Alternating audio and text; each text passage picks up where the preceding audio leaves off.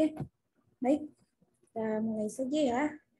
Assalamualaikum warahmatullahi wabarakatuh. Waalaikumsalam warahmatullahi wabarakatuh. Selamat malam semuanya. Salam sejahtera buat kita semua ya. Alhamdulillah malam ini ya waktu cepat sekali berputar ya. Perasaan baru minggu lalu kita tatap maya. Kemudian pekan ini sudah hari Kamis lagi ya. Cepat sekali waktu berputar. Oke, baik, tanpa mengurangi rasa hormat saya ya. Saya ucapkan terima kasih buat kawan-kawan yang selalu setia, semangat dalam mengikuti perkuliahan malam hari ini ya. Walau jam kita jam singkat, banyak terpotongnya ya sama istirahat dan lain sebagainya. Waktu maghrib ya, jadi memang resikonya seperti itu kalau kita belajar di jam yang serba tanggung ya, seperti itu. Oke, baik, tidak apa-apa. Mari kita awali perkuliahan malam ini dengan membaca basmalah dan berdoa menurut agama dan keyakinan masing-masing. Berdoa dipersilahkan.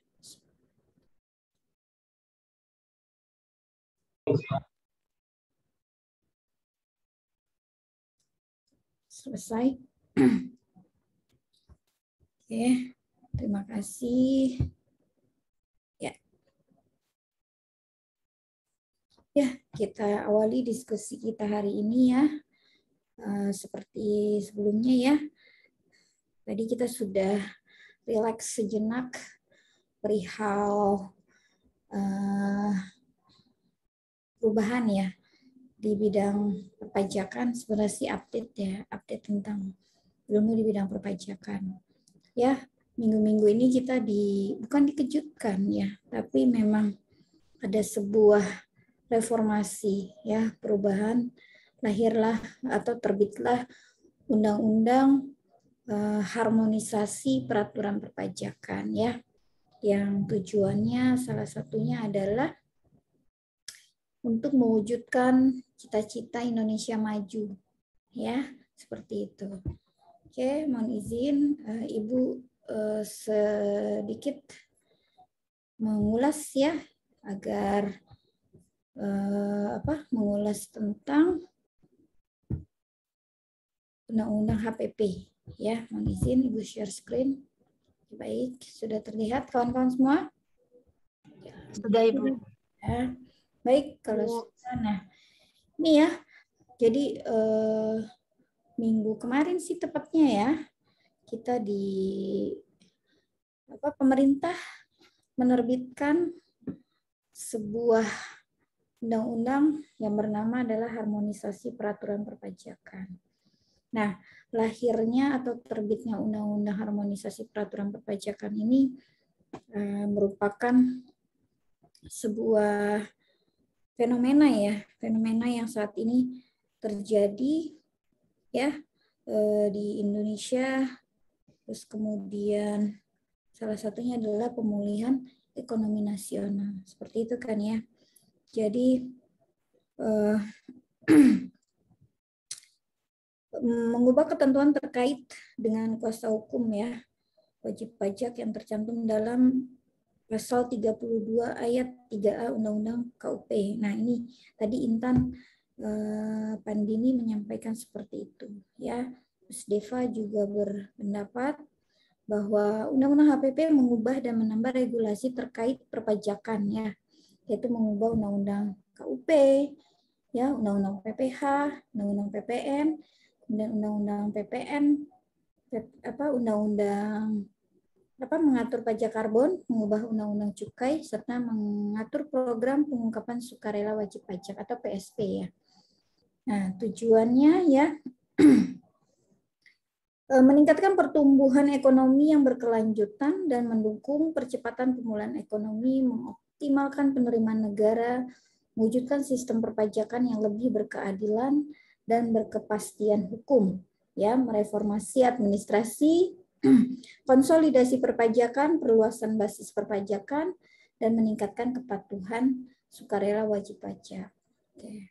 Nah, namun Amelia juga berpendapat bahwa Undang-Undang HPP yang mengatur soal ultimum remedium ya terkait pidana pajak dan ultimum remedium ini diperluas hingga tahap perkara dilimpahkan ke pengadilan. Oke. Lalu Rifki Hidayat juga berpendapat bahwa Undang-Undang HPP yang telah disepakati merupakan bagian penting dari reformasi perpajakan untuk membangun fondasi perpajakan yang adil, sehat, efektif, dan akuntabel dalam jangka waktu menengah panjang dengan beberapa tujuan. Nah, kembali lagi buat kemajuan bangsa dan ekonomi. Dan yang terakhir, menurut Kiki ya, DPR telah mengesahkan Undang-Undang Harmonisasi Peraturan Perpajakan yang merupakan bagian tidak terpisahkan dari reformasi perpajakan.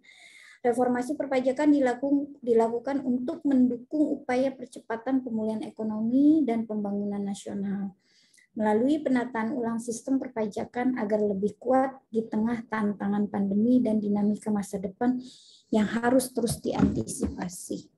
Nah, itulah salah satu tadi ya pendapat menurut kawan-kawan mahasiswa. Ya, betul sekali yang disampaikan tadi ya bahwa tujuan dari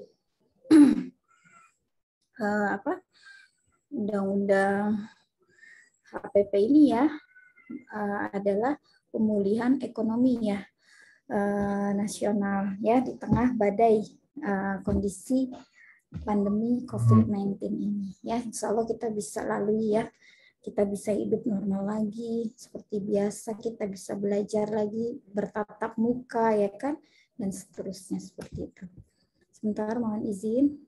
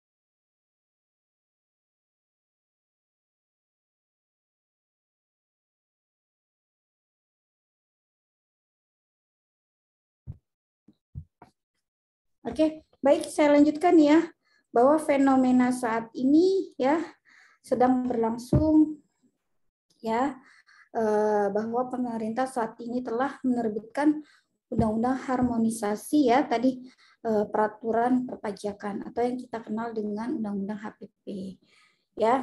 Jadi undang-undang HPP ini merupakan instrumen yang sangat dibutuhkan sebagai bagian dari struktural di bidang perpajakan dalam rangka mewujudkan cita-cita Indonesia maju. Nah, salah satu tujuan undang-undang HPP ini adalah ya, satu adalah memperluas basis pajak ya. Yang kedua, menciptakan keadilan, kesetaraan, dan kepastian hukum. Nah, yang ketiga ada penguatan administrasi perpajakan, dan yang keempat adalah pastinya meningkatkan kepatuhan ya wajib pajak itu sendiri. Jadi banyak harapan, banyak doa ya dari diterbitkannya undang-undang HPP ini. Gitu ya. basis pajak diperluas ya, memperluas basis pajak. Nah, di tahun 2022 nanti ya pajak karbon itu mulai diimplementasikan. Ya, terus kemudian kenaikan tarif PPN ya, insya Allah di bulan April ya 2022 ya itu naik menjadi 11%. Kemudian nanti di tahun berikutnya ya naik menjadi 12%. Seperti itu. Nah, terus klaster ya. Setelah itu ya diklasterkan, undang-undang HPP ini diklasterkan. Ya ada klaster undang-undang PPH ya diantaranya, terus ada KUP ya, klaster PPN, PPS, terus klaster pajak karbon dan klaster cukai. Nah, malam ini saya sedikit mengulas tentang undang-undang harmonisasi peraturan perpajakan ya. Nah, ini udah pasti ya ingin membangun sistem perpajakan yang adil, sehat, efektif dan akuntabel. Ya, sesuai dengan cita-citanya Indonesia Maju ya, mewujudkan cita-citanya Indonesia Maju. Nah, di dalam RU harmonisasi ya, ini waktu pas lagi awal rancangan ya, undang-undang harmonisasi peraturan perpajakan ya, sesuai dengan tujuannya tadi adalah keadilan ya. Jadi adanya asas keadilan, terus kesederhanaan, efisiensi, kepastian hukum ya, kemanfaatan serta kepentingan nasional.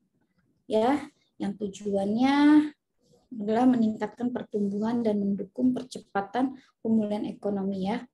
Terus kemudian mengoptimalkan penerimaan negara, mewujudkan sistem perpajakan yang berkeadilan dan berkepastian hukum ya, melaksanakan reformasi administrasi, kebijakan perpajakan yang konsolidatif dan perluasan basis pajak, serta meningkatkan kepatuhan sukarela wajib pajak ya.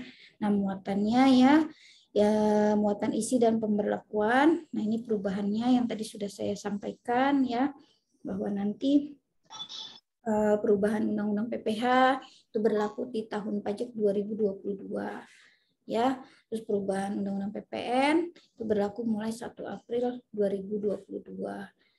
Nah, kemudian perubahan Undang-Undang KUP ya berlaku mulai tanggal diundangkan.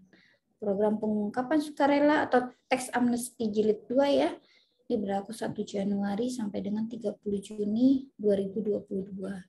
Serta nanti pajak karbon ya mulai diimplementasikan itu di 1 April 2022 dan adanya perubahan Undang-Undang Cukai berlaku ya mulai tanggal diundangkan. Oke. Nah, berikutnya ada perubahan tarif di dalam materi PPH. Ya, salah satunya adalah lapisan ya, lapisan tarif nih untuk PPH orang pribadi. Ya, perubahan tarif dan bracket pajak penghasilan orang pribadi ya. Ini sih lebih ke mencerminkan keadilan. Dahulu kan kita di range lapisan 1 itu 0 sampai dengan 50 juta 5%. Nah, nanti pada saat tahun depan ya mulai berubah nih ya, penghasilan dari 0 sampai dengan 60 juta itu sama tarifnya adalah lapisan pertama 5% ya.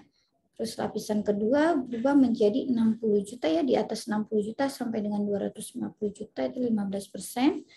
Nah, lapisan ketiga di atas 250 juta sampai dengan 500 juta itu 25%. Ya, terus kemudian di lapisan yang keempat di atas 500 juta sampai dengan 5 miliar 30%, dan di atas 5 miliar adalah 35%. Oke. Mungkin kalau kawan-kawan update ya di sosial medianya DJP ya, terutama di TikTok ya, kalau teman-teman follow ada sound yang membicarakan tentang review saldo ya kan. Mungkin kalau teman-teman ngikutin sosmednya mungkin tahu gitu kan.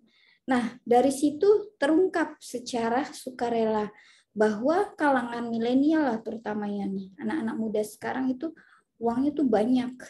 Mulai dari jualan online ya kan, terus dia punya bisnis, punya usaha, terus dia punya dia main saham atau trading kayak gitu kan. Pokoknya macam-macam lah dunia bisnis atau bisnis startup ya. Saat ini kan gadget kita kan dalam genggaman. Jadi orang bisa memanfaatkan dari gadget tersebut gitu, bisa menghasilkan uang gitu. Bagaimana dia bisa membuat waktunya itu jadi bermakna dan menghasilkan seperti itu. Ya, makanya dari situlah salah satunya. Itu trik sih sebenarnya buat saya ya. Menurut saya itu trik apa? Trik DJP untuk ya salah satunya ini tujuannya adalah menaikkan tarif. Artinya apa? Yang dulu orang nggak berani mengungkapkan hartanya ya, atau saldo rekeningnya di bank tuh nggak berani ya, karena mungkin dulu kan belum ada sosmed, tidak seperti saat inilah ya. Kalau saat ini kan sosmed udah ya, orang mau menampilkan apalah di sosial media bebas-bebas aja kan, selama masih dalam kapasitasnya dia, kecuali kalau sudah melenceng, nah itu ada tindakan khusus, makanya ada undang-undang ITE ya kan, seperti itu. Nah, jadi berangkat dari situ sih salah satunya ya. Makanya anak-anak muda saat ini ya, saldo di rekeningnya ya wajar sah saja sih, kalau pinter main trading ya kan, itu sekali narik yang minimal banget itu 7 jutaan gitu kan. Nah, kalau dia trennya lagi bagus ya kan, tren sahamnya lagi bagus, mungkin bisa lebih seperti itu. Ya, memang gambling kalau bermain trading itu ya. Nah, makanya nggak kaget gitu kan. Terus sekarang kan orang lebih senang buat konten, menjadi konten kreator ya kan. Dia dari hobinya dia implementasikan, dia interpretasikan ke dalam sosial medianya dia ya kan. Sekarang YouTuber udah banyak, dari anak kecil sehingga orang dewasa ya kan. Orang yang berumur itu ada semua gitu. Nah, itulah perubahan ya, yang tadinya dari revolusi industri ya, tepatnya seperti itu.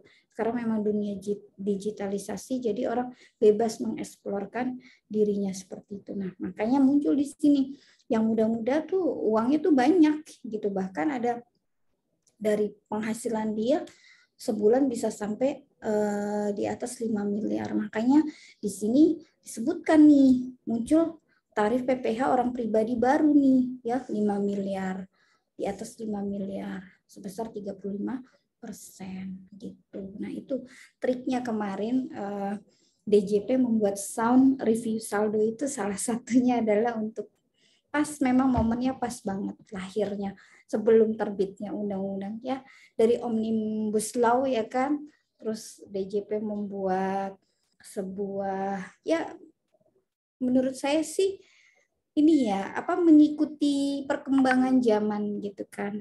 Jadi memang prosesnya sekarang digitalisasi, semua jadi sosial medianya dihidupkan ya kan, bermain di situ, terus kemudian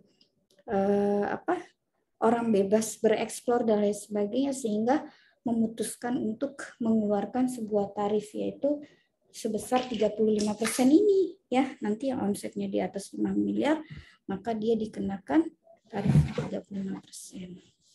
Seperti itu ya.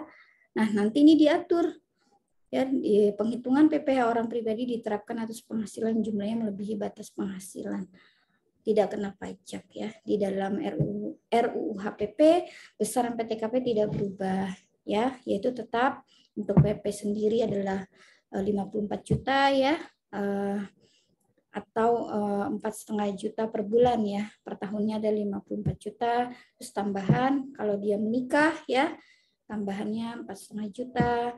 Terus kalau dia punya tanggungan maksimal 3 ya, dikenakan 1 tanggungan dalam 4,5 juta. ya, sehingga berdampak pada pasal 7 ayat 1 dan ayat 3 ini nanti ada perubahan ya, dan pasal 17 ayat 1 huruf A ya, karena kan tarif berubah ya. Jadi di pasal 17 ayat 1 juga berubah seperti ini. Oke. Nah, kemudian nanti ini ilustrasi ya. Ini sederhana lah. Gampang kalau ini. Oke. Saya nggak bahas ini ya karena ini PPHOP. Oke. Nah, nih ya, pengenaan pajak atas natura dan atau kenikmatan. Ya. Natura atau kenikmatan ya. Ini disebut kan ada non taxable sama taxable ya kan. Kalau dia non taxable ya atau non deductible, nah nanti disesuaikan ya. Nih, ketentuan Undang-Undang PPH nomor 36 tahun 2008 mengatur natura atau kenikmatan bukan objek PPH dan tidak dapat dibiayakan atau non deductible expense ya. Nah, ini perlu disesuaikan karena apa? Adanya imbalan berupa natura yang bukan merupakan objek pajak cenderung dinikmati oleh high level employee. Jadi di level tertinggi ya, seperti direktur, manajer, dan komisaris. Ya. Terus kemudian hal ini menimbulkan adanya ketidakadilan secara horizontal karena penghasilan untuk pegawai yang biasanya berupa gaji atau upah ya itu dikenakan pajak penghasilan. Nah, terus kemudian adanya potensi dari tax planning. Ya, pemberi kerja yang memanfaatkan tarif PPh badan lebih kecil dari PPh orang pribadi dengan pemberian imbalan berupa natura atau kenikmatan. Nah, jadi nanti di pasal 4 ayat 1 ya, huruf A dan penjelasannya diubah yang tentang penghasilan ya. Terus di pasal 4 ayat 3 bukan objek, kalau 4 ayat 1 itu ada pajak penghasilan yang bersifat tidak final ya. Nah, pasal 4 ayat 3 bukan objek pajak. Nanti huruf D itu diubah ya, pasal 6 ayat 1 yaitu tentang biaya pengurangan. Huruf F dan penjelasannya ditambahkan dan pasal 9 ya, huruf E itu dihapus. Oke, jadi ada perubahan di dalam atau berdampak pada pasal-pasal ini seperti itu ya. Oke. Nah, kemudian ini substansi perubahannya bisa kita lihat bahwa di dalam Undang-Undang Nomor 36 ya tahun 2008 dikatakan bahwa penerimaan karyawan dikecualikan sebagai objek PPh atau non taxable kecuali natura dan atau kenikmatan diberikan oleh bukan wajib pajak. Wajib pajak yang dikenai PPh final atau menggunakan dim profit ya diatur dalam pasal 15 Undang-Undang PPh. Oke. Nah, terus yang B, pemberi kerja tidak dapat dibiayakan atau non deductible kecuali natura dan atau kenikmatan bagi seluruh pegawai serta penggantian atau imbalan dalam bentuk natura dan kenikmatan di daerah tertentu dan yang berkaitan dengan pelaksanaan pekerjaan. Oke, nah, terus di Undang-Undang HPP, ya, ini ada perubahannya nih ya. Yang pertama ya, untuk natura dan atau kenikmatan secara umum dibagi. Nah, jadi ada penerima atau karyawan yang merupakan objek PPh kecuali, nah ini ada makanan, bahan makanan, terus bahan minuman dan atau minuman bagi seluruh pegawai. Natura dan atau kenikmatan yang disediakan di daerah tertentu. Natura dan atau kenikmatan yang harus disediakan oleh pemberi kerja dalam pelaksanaan pekerjaan. Natura dan atau kenikmatan yang bersumber di biaya APBN atau PBD atau anggaran desa ya, atau natura dan atau kenikmatan dengan jenis dan atau batasan tertentu. Nah, jadi ada pengecualiannya ya. Nah, terus yang B, pemberi kerja dapat dibiayakan atau deductible expense ya. Pengaturan lebih lanjut mengenai pengecualian natura atau kenikmatan dari objek pajak dan pembebanan biaya diatur dengan atau berdasarkan peraturan pemerintah atau PP ya. Peraturan perpajakan ya. Oke. Nah, ini substansi perubahannya. Perihal natura dan atau kenikmatan. Baik, saya lanjutkan ya. Nah, artinya apa? Ada batasan peredaran bruto tidak dikenai bagi wajib pajak orang pribadi. Nah, ini nanti yang untuk PP 23 ya. Kalau peredaran brutonya sampai 500 juta setahun, maka dia tidak dikenakan PPh. Oke, nanti ini ada perubahannya ya. Nah, ini ada di pasal 4 ayat 2 final ya, huruf E diubah, pasal 7 ayat 2A ditambahkan, dan pasal 7 ayat 3 diubah. Baik. Nah, ini contoh perhitungannya ya. Nih sebagai tuan A pengusaha toko kelontongnya untuk tahun pajak 2022. Karena kan RUU HPP ini, Undang-Undang HPP ini kan nanti di pelaksanaannya adalah di tahun 2022. Kalau misalkan dia ini, nah berarti sudah jelas nih, ya beban pajak yang harus dibayar tuan A menjadi berkurang sebesar 2.500.000. Betul ya? Karena awalnya 6 juta, nah setelah adanya Undang-Undang HPP ini menjadi 3,5 juta. Nah makanya di sini disebut adanya kepastian hukum atau adanya keadilan ya, equality ya, kesetaraan, seperti itu salah satunya tujuannya. Nah mudah-mudahan dengan lahirnya ini ya Undang-Undang HPP ini, wajib pajak yang tadinya membayar pajak masih sayang-sayang, eman-eman bahasanya seperti itu ya. Mudah-mudahan makin patuh, makin taat ya, makin jujur dalam menyampaikan penghasilannya seperti itu. Oke, nah tarif badan ya itu tetap menjadi 22%. Nah, ini berlaku nanti tahun pajak 2022 dan seterusnya. Memang dulu pas awal-awal pandemik ya, pada saat pemerintah mengeluarkan PMK ya tentang kebijakan insentif pajak, ada rumor bahwa nanti tarif PPh badan akan turun menjadi 20%. Ya, tapi dengan pertimbangan pastinya ya, dengan berbagai pertimbangan, terus evaluasi dan lain sebagainya ya. Akhirnya untuk tarif PPh badan ini tidak mengalami perubahan atau tetap ya 22%. Oke. Nah, kalau kita lihat di sini ya. Ini kita lihat nih ada rata-rata dari OECD ya. Oke, nih rata-ratanya, ini prosentasenya kan tidak ada berubah ya. Apa nah?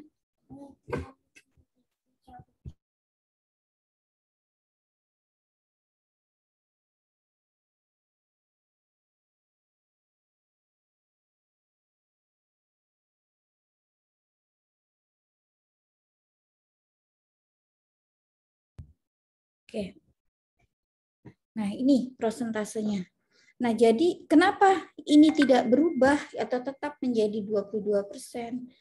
Ya tujuannya ini untuk menciptakan APBN yang adil, sehat, maka perlu mengoptimalkan penerimaan negara dengan tetap menjaga pertumbuhan ekonomi yang berkelanjutan. Terus adanya kebijakan batas tidak kena pajak dan tarif telah dilakukan penyesuaian dalam Undang-Undang HPP ini. Ya. Terus terhadap pelaku UMKM yang berbentuk badan dalam negeri tetap diberikan insentif penurunan tarif. Nah, jadi pasal 31E ini tidak berubah. Ya. Ada mendapatkan fasilitas ya 50%. Nah, bagi WP orang pribadi, kecilin saya. Bagi WP orang pribadi dengan peredaran bruto tertentu diberikan pengenaan pajak terhadap peredaran bruto sampai dengan 500 juta seperti yang tadi di slide sebelumnya ya. Nah, oleh karena itu, sesuai salah satu tujuan dari Undang-Undang HPP untuk mengoptimalkan penerimaan negara dengan mempertimbangkan asas keadilan, maka pemerintah perlu mempertahankan tarif PPh badan mulai tahun pajak 2022 sebesar 22%. Pas ya, 22 tahunnya ya, dengan tarif 22%. Oke. Ya, mungkin itu yang ini untuk yang objek PPh final ya. Di dalam ketentuan existing ya, belum mengatur perlakuan PPh atas penghasilan berupa bunga atau diskonto surat berharga jangka pendek yang diperdagangkan di pasar uang secara tegas, serta perbedaan pemotongan pajak yang lebih tinggi dibandingkan instrumen pasar modal. Ya, ini untuk obligasi dan SUN atau SBSN. Menimbulkan keengganan pelaku pasar khususnya non-bank untuk melakukan transaksi atas instrumen pasar uang di pasar sekunder. Nah, oleh karena itu di dalam Undang-Undang HPP ini mengatur penghasilan tersebut ya untuk dikenai PPh final yang akan diatur tarif dan DPP-nya ya dalam PP dengan harapan dapat mendorong pendalaman sektor pasar uang. Jadi nanti ada perubahan di pasal 4 ayat 2. Nah, ini juga ada penyesuaian ketentuan penyusutan dan amortisasi. Nah, khususnya ini untuk yang masa manfaat bangunan permanen ya yang 20 tahun ya masuk ke dalam kelompok 4 harta tak berwujud ya. Juga sama nih 20 tahun ya, nanti ada perubahan ya. Jadi nanti memberikan pilihan kepada wajib pajak dapat membebankan biaya penyusutan bangunan permanen dan amortisasi harta tak berwujud ya yang memiliki masa manfaat lebih dari 20 tahun. Ya, sesuai dengan masa manfaat yang sebenarnya berdasarkan pembukuan wajib pajak. Nah, ketentuan lebih lanjut nanti diatur di dalam PP. Nah, nanti berubah lagi nih pasal 11-nya ya. Nah, ini kan ada pengaruh di biaya pengurang nanti ya. Pengurang penghasilan di pasal 6A. Oke, nanti pasal 11A ayat 2A ditambahkan. Ya, pasal 11 ayat 7 dan pasal 11A ayat 1A diubah. Dan pasal 11 ayat 11 itu dihapus. Oke. Ya, mungkin itu perubahan-perubahan karena kan kita belajar tentang PPh badan ya. Terus berpengaruh terhadap biaya pengurang ya, biaya pengurang penghasilan seperti itu ya. Oke, mungkin itu sekilas ya tentang Undang-Undang HPP yang saat ini sedang diulas ya. Karena kan kemarin juga pemerintah sempat open ya memberi tanggapan adanya Undang-Undang HPP ini. Terutama kami juga ya dari segi akademisi atau praktisi diminta untuk memberikan pendapat tentang Undang-Undang HPP ini ya, dari sisi perguruan tinggi seperti apa gitu kan, terus dari sisi praktisi juga seperti apa. Jadi kami rekan-rekan dosen, rekan-rekan praktisi di bidang perpajakan itu wajib memberikan pendapat tentang Undang-Undang HPP ini. Gitu. Jadi perwakilan misalkan dari IKPI menyampaikan apa, terus dari perguruan tinggi ya gabungan itu seluruh Indonesia ya itu menyampaikan seperti apa, terus dari APETSI ya yang di DTC punya juga sama. Itu open tentang pajak karbon juga sempat dibuka buat kita memberikan pendapat tentang pajak karbon itu, bagaimana nanti pengimplementasinya ya pengimplementasiannya ya seperti apa, terus tarif yang dikenakan itu apakah sudah relevan atau sudah sesuai atau sudah memiliki keadilan dan lain sebagainya gitu, kepastian hukumnya bagaimana dan seterusnya seperti itu ya. Oke.